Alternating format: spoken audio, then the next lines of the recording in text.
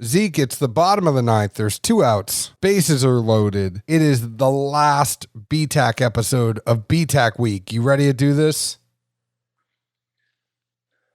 I suppose. It was a very long pause for you to just come out with a piece of shit comment like that. Well, so I drift sometimes with the ADD, and I was in my head. I went to this weird space of, would I rather be in the bottom of the ninth having to play for the win, or would I rather have come out in the top of the ninth and stroked one and then said, all right, let's see you match it, because the pressure's still. Or would you rather be bottom of the ninth, the guy who's up, or would you rather be the pitcher? Oof.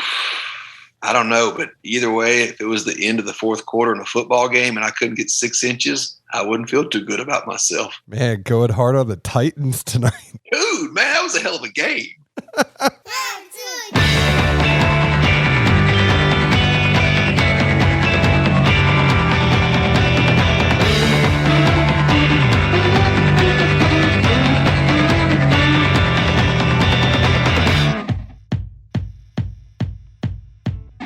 Hello, everyone. My name is John Edwards. With me, as always, is Zeke Baker, and together we make the Dad's Drinking Bourbon. Wherever you are, whatever time it is, thank you for making us a part of your day. Want to say thank you to the sponsors that help us pay the bills. Go to orcacoolers.com. Use code DADSEASON. You'll get 20% off of your order. They have awesome stuff. You know they have great tumblers, coolers. They even got a good sweatshirt. I enjoy it. Go to orcacoolers.com. Use code DADSEASON. Get all of your laser etched glassware at wholesale prices at distilleryproducts.com. And make sure you go to action247.com. Tennessee's only sports book by Tennesseans for Tennesseans. They have a great app. It's good times. Use code DADS100. They'll match up to $400 of your first deposit. And now, Zeke, we are in the bottom of the ninth. We are talking about Thomas H Handy. It is the last one of the 4 BTACs because we don't have George T. Stagg this year. We'll talk about that on a subsequent show. I'm like Mark McGuire right now. I'm not here to talk about the past. I'm only here to talk about what is in front of us, and that is the 4 Buffalo Trace antique collections we have right now. And I'm not copping out by doing that.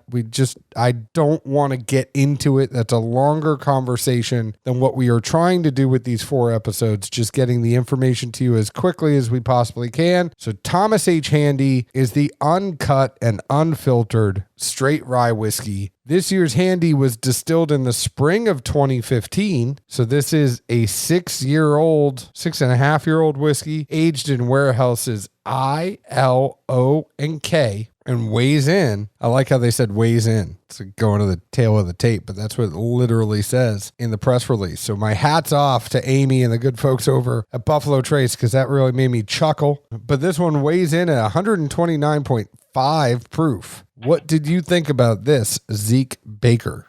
Well, since you're going with a little bit of a baseball theme early on, I would think nose-wise, it was some weird funky combination when you were a kid in the dugout. And you might have thrown together like some Wrigley's and Big League Chew in at the same time. Because nosing-wise, it's really sweet, lots of good sugars. You can tell the caramelization and everything's there. But then it also always reminds you that it's a rye. I mean, there's just kind of just enough of that cinnamony, minty component to where you're like, all right, whiskey, yeah. Not bourbon whiskey, I don't think. You're a bastard, by the way. Why? Because I had my notes and you said Big League Chew, and then I took a whiff of it. I'm like, that bastard's right. But dude, it's that sweetness. Because I got campfire with cinnamon, and I was going to tell you I got campfire with cinnamon, and that cinnamon was the rye. I mean, you and I both got that but there's a smokiness to the nose as well. And then I'm like, some kid is looking at his baseball cards, chewing bubble gum by a campfire. That's what I am now getting with this whiskey. I could see that. And I definitely like the Big League Chew more than anything else. Because you remember how fast the flavor just went away? 3 or 4 chews in, you're like, oh, this is great. Oh, I need more. It's not sweet. Like, it's not saying this isn't sweet, but the flash, it comes across just the same way to me as far as it's right in the front end, and then the rest of the stuff kind of comes in, and you're like, where'd that sweet little bit I had go? Damn it. It's like that, and it was the same thing with the bubble tape. Oh yeah, that shit. Both of them, man. Like the biggest flash in a pan ever as far as a flavor, man. And it looks so good. I mean, it looks so pink and it looks so sugary. Like you think this is going to last forever, and you put it in, and you're like, ah. How'd you go through a whole pack in one practice, bud? Did you share with your friends? No, I did it myself. Palate-wise, I thought this led off with a rich spice and a licorice component that balanced each other very well. I thought it moved into a very rich, sugary citrus space. And I know I always pick on John for using citrus, and I hated writing it down without being specific. But it was definitely more orangey and tangerine than anything else. Like that's the color that I would see if I said citrus for this one. And I thought that was coupled with a really pleasant warming component to it. Along with that warming, a viscosity comes in around mid-palate. It just tells you it's there in every aspect. I don't know. That's the best way I can put it right now. The back end has a little bit of leather to it that I thought was secondary to the rich rye spice. And tasting this again a little bit later, with a little bit of air. I don't remember what they're called. Is usually the case, but I know they have like these little I think they're circular, and it's like a chocolate thing, and you have to like smush it, but the inside is an orange kind of candy or flavor something. I don't know. This girl, when I used to work for me in Logan, Arizona, like in 2008, she used to love it. That went like this girl. When you said this girl, she used to, and I was thinking like she used to date me, and you're like, no, she used to work for me. That zigged when I thought it was going to zag. No, I mean, but you'd always get those things, and I can't remember what they're called. The drugstore sold them. But that's what it was. The leather kind of morphs into a little bit of a darkish chocolate, a little bit of bitter to it. The orange, completely aroma and flavors there underneath as far as the way the finish goes. Front to back, be really hard to knock this one too much. Funny enough, I had said at first it was like a s'more without the mallow. And the things that you added in there, I mean, that was the first place my mind went, but the things that you added in there with the leather, I mean, I 100% get the leather. I get the orange. I think you're spot on with a lot of this, but what I would say is that this is a freaking bold pour. This is big. This is bold. You can smell it. For being the youngest out of this crew, it is punching way above its weight. This thing is basically a 6-year-old that is already 6'5", 300 pounds and is pushing around the other kids in the schoolyard. It just went up to other kids and said, you know what? O'Doyle rules. I mean, 100%. This could be named O'Doyle rules. I mean, this is a bully compared to the other three in the BTAC lineup this year. I know this is our last episode. I mean, this is by far my favorite of this year's BTAC, but I did make a beautiful mistake I want to clue you in on, because I had my glasses here and I wanted to take another sip of the Eagle Rare when we were recording that one, and I mixed my glasses up, so I poured the Eagle Rare into what I already had the Handy in. Mix a little bit of the Eagle Rare with a little bit of the Handy, just a little bit. I'm telling you, it's killer. There's a reason one of us does Adhoc mixtures a little bit more than the other one.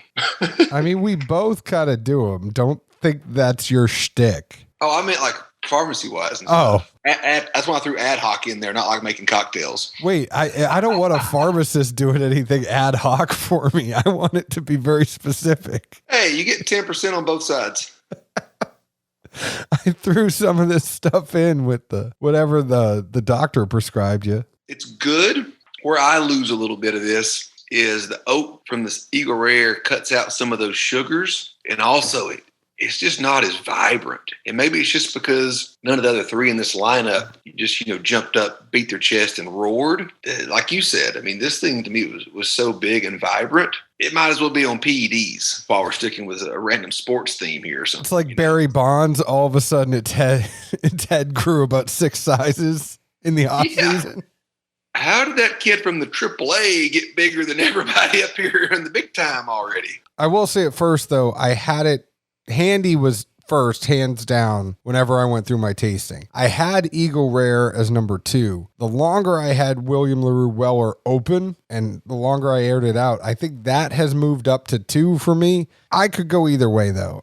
Handy's by far my favorite, Saz, I would say, is the one I would definitely pass on this year. And the other two, I could kind of put them in the middle and be fine either way. Yeah, I'd say that's pretty fair. And what was it, 2 or 3 years ago when Handy was the showstopper? I can't remember. I think I've got one. It's the one where it was a little orange. But that was another good year. And it's funny, and granted, Buffalo Trace in the press release will tell you the age of these. As far as even when there's normally stag, 3 out of the 5 don't have it on the bottle. But it is kind of funny when you see the youngest one out of the bunch just stealing the show again. Like, well, where are we with age statements? And this will all be stuff we'll bullshit on later when we do the stag and other things. But the rye, I mean, a 6-year rye ages different than a bourbon. Rye ages a little bit quicker. Rye gets a little bit more mature quicker than bourbon. I understand it. The rye over the corn, fair enough. I could see a 6-year punching.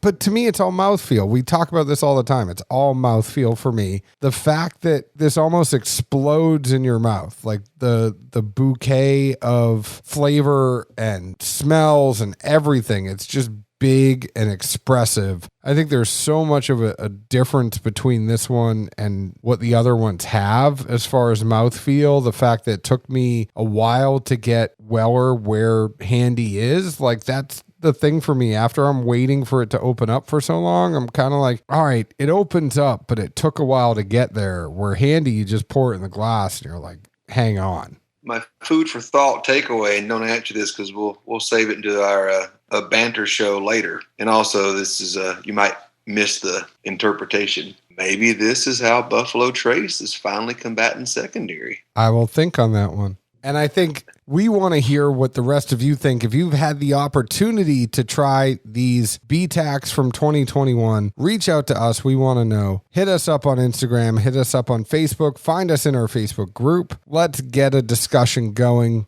and keep it going. And thank you for finding us. Please leave us an open or honest review, just like we leave open or honest reviews about the whiskey we drink. Now you know where we stand. We both kind of think Handy's number 1. Eagle Rare and William LaRue can kind of fight out for who's 2 or 3, and then Saz comes in 4th for us. Yeah, I don't think it was a kinda. I think we're on the same page this year. I do too. I'm probably more Eagle Rare than you are, but it's a fair toss. I was more Eagle Rare at first. I said that you were the one who's like, you're going to like Eagle Rare more because it's more scotchy. I know, it's just change of pace for me. Like that weird, like when you want to taste something different than you have anywhere else, that would be where I would like put that bottle. I originally had Eagle Rare as number 2, and then the longer LaRue kind of opened up, I'm like, all right, it could go either way for me. So if you want to put William LaRue as 3rd, I'm fine doing that officially. Bam. Zeke, where else could the folks find us? Good old Music City, US of A.